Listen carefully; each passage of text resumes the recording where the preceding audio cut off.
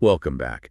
Today we're doing a deep dive into something really compelling, comparing how two of Jesus' own disciples, Peter and Judas, handled their biggest failures during Jesus' passion. It's a stark contrast, isn't it? Both failed Jesus profoundly, but their responses led them down completely different roads. Exactly. We'll be looking closely at the gospel accounts, Matthew, Mark, Luke, John, Aspadia. They give us the narratives. And we'll also dig into some of the original language, the Greek and Hebrew words for repentance, like metanoia and metamolemai, shuv and nachem. That really helps clarify things. Right. The hope here is that by exploring this, you can get a better handle on navigating your own failures, understanding what real biblical repentance looks like versus just, regret. It's about moving from remorse to true restoration, a crucial distinction. Okay, let's start with Peter. Remember the Last Supper. Jesus tells him, "You're going to deny me 3 times." And Peter's reaction is pure bravado, isn't it? Even if all fall away, I never will. He's so sure of himself. Completely overestimating his own strength, which makes his failure in Gethsemane, falling asleep when Jesus asked him to pray. It sort of foreshadows his bigger fall. It really does. That inability to stay spiritually alert in that moment connects directly to his later moral collapse in the courtyard. So the courtyard scene, it's intense. 3 denials. First, it's kind of evasive. I don't know what you're talking about. Then it escalates. He denies it with an oath. And finally swearing, "I don't know the man." Just completely disowning Jesus. Brutal. And the details matter. That charcoal fire where he's warming himself, John mentions it specifically. Right. And that detail comes back later, which is powerful. But the pivot point is the rooster crowing. And Luke adds that incredibly poignant detail. Jesus turns and looks straight at Peter. Can you imagine? Amidst his own suffering, that look, it must have just shattered Peter. Absolutely. And his reaction is immediate. He goes out and weeps bitterly. It's not just embarrassment, it's profound grief. Yeah, that bitter weeping feels like the start of something real, the beginning of his turning back. It signifies that deep-seated sorrow, what Paul later calls godly sorrow, which leads to repentance. And notice how Jesus pursues him afterwards. After the resurrection, the angels tell the women, "Go tell his disciples and Peter." He's singled out. It's an immediate signal of inclusion, of hope. And then Paul mentions Jesus appeared privately to Cephas, to Peter before the others. Intentional outreach, setting the stage for that full restoration we see in John 21. Ah, yes, by the Sea of Tiberias, another charcoal fire. The symbolism is unmissable. Right, echoing the scene of his denial. And Jesus asks him 3 times, "Simon, son of John, do you love me?" Matching the 3 denials. And there's that interesting play with the Greek words for love, agapash, and philia. Scholars debate the exact nuance, but Peter's responses seem humbled. Definitely humbled. He doesn't boast this time. He just appeals to Jesus' own knowledge. "Lord, you know I love you." And with each affirmation, Jesus gives him a command. Feed my lambs, take care of my sheep, feed my sheep. It's forgiveness flowing directly into renewed purpose, recommissioning him. It's not just, "You're forgiven," it's, "You still have work to do." Exactly. Restoration isn't just wiping the slate clean, it's putting him back into service, reaffirming his calling. And then Jesus hints at Peter's future martyrdom and gives that definitive call again. "Follow me." And Peter does. His leadership in the book of Acts is the evidence of that full transformative restoration. He truly turned back. Okay, now let's pivot to Judas. A completely different trajectory.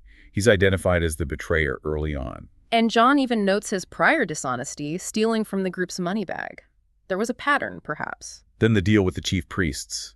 30 pieces of silver. It feels so calculated. The price itself is significant, echoing Old Testament passages about the value of a slave gored by an ox. It underlines the contempt. Jesus calls him out at the Last Supper, gives him the dipped bread, and John says Satan entered in them. A chilling moment. And then the betrayal itself in Gethsemane with a kiss. An intimate gesture twisted into the ultimate act of treachery. Jesus' response is just heartbreaking. "Friend, do what you came for." Or Luke's version, "Judas, are you betraying the Son of Man with a kiss?" Highlighting the deep personal pain of the betrayal. But after Jesus is condemned, Matthew tells us Judas was seized with remorse. Now this word is key. Yes, the Greek here is metamelemai. It definitely means regret, sorrow, feeling bad about the consequences. It's a change of feeling, maybe intense anxiety. But it's not metanoia. It doesn't seem to carry the same weight as metanoia, which implies a deeper change of mind, a fundamental reorientation towards God. Metamelemai can be just worldly sorrow. So Judas feels this remorse, tries to return the money. He even confesses, I have sinned. I betrayed innocent blood. He acknowledges his guilt, which is a step. But look who he turns to. The chief priests. The very people who conspired with him. And they just dismiss him coldly. What is that to us? That's your responsibility. No grace there. None at all. He's isolated. His remorse doesn't lead him towards God or forgiveness. It leads him inward to despair. So he throws the money into the temple and takes his own life. Matthew says hanging, Acts describes a gruesome fall. Yeah, interpreters have worked to harmonize those accounts, but the end result is clear. Self-destruction born of despair. His story ends with the field of blood, Akeldama. Such a tragic contrast to Peter's path. Which brings us back to the language. Let's clarify those terms a bit more. Okay. So metanoia, often translated repentance, is really about a change of mind, a transformation of your thinking and purpose, turning towards God.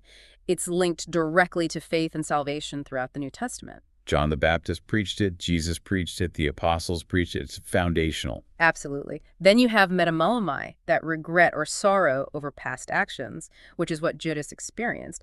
Paul actually contrasts these in 2 Corinthians 7.10. Godly sorrow brings repentance, metanoia, that leads to salvation, but worldly sorrow brings death. That fits Judas perfectly. Yeah. His sorrow was worldly, it led to death. Peter's sorrow was godly, it led to metanoia and life. Exactly. And then in the Old Testament Hebrew, you have shav. This is a very common and powerful word. It literally means to turn or return. Like turning away from sin and turning back to God. It's very action-oriented. Yes. It emphasizes that physical reorientation, the change in direction. Think of the prophets constantly calling Israel to shav, to return to the covenant. Teshuvah is the noun form. And there's also netchim. Netchim is complex. It can mean to be sorry, to regret, like humans do, but also to comfort or relent, often used of God showing compassion. It relates more to the feeling, the sorrow, or the comfort that follows. So putting it all together, true biblical repentance seems to involve both the inner transformation, the metanoia, A change of mind and heart driven by that godly sorrow. and the outward action, the shove, the turning away from sin and actively turning back towards God. They're intertwined. You can't really have one without the other in genuine repentance. It's a holistic change. So Peter clearly demonstrates this. His bitter weeping shows the sorrow, his seeking forgiveness and recommissioning shows the metanoia and the shove. Right. He turned towards Jesus and the community. Judas felt the metamalomai, the remorse, but he turned away towards isolation and self-destruction. He didn't shove. He never truly sought forgiveness from the one person who could offer it. Precisely. His confession to the priests wasn't a turn towards mercy. So if we were to define true biblical repentance based on all this, I'd say it's a spirit-enabled, holistic transformation. It involves that fundamental change of mind and heart, the metanoia, accompanied by godly sorrow for sin. and that internal change results in a decisive turning, a shove, away from the sin and towards God in faith and obedience. Leading ultimately to forgiveness, reconciliation, and restored purpose. It requires faith, hope, and relationship. Peter had that. Judas, tragically, didn't grasp it. It's a powerful distinction. Peter's path shows failure isn't final when met with true repentance. Judas's shows remorse alone isn't enough. It can lead to destruction if it doesn't turn towards God. The direction you turn in your failure makes all the difference. Towards God or away. That really leaves us with something to think about. When you face your own mistakes, your own failures, which way do you turn? Yeah. Is your response leading you towards isolation like Judas or towards reconciliation and restoration like Peter? What does that active turning back, that shove combined with metanoia, look like in your own life? It involves both looking inward and taking outward steps, something to reflect on.